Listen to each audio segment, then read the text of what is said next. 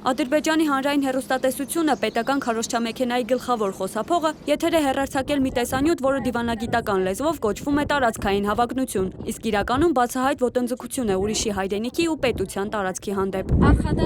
Իմ հետևում Ադրբեջանի հին եւ պատմական հողերն են, Գյոյչա լիճը, իսկ շուրջը Գյոյչա գավառը։ Տարածքը մառախլապատ է, հստակ տեսնել չենք կարողանում։ Սակայն այն վայրից, որտեղ ես կանգնած եմ, մինչև Գյոյչա լիճ հեռավորությունը մոտավորապես 20 կիլոմետր է։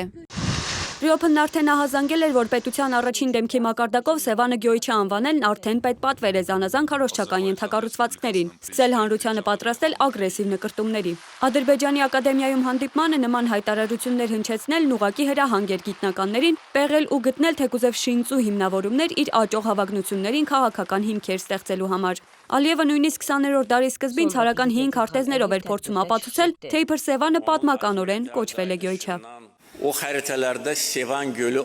20-րդ դարի սկզբի հին ռուսական կայսերական քարտեզները հստակ ցույց են տալիս, որ տարածքում գրեթե բոլոր տեղանունները այսօրվա Հայաստանի բոլոր շրջանները ադրբեջանական ծագում ունեն։ Սևանա լիճ չկա, կա Գյոյչա։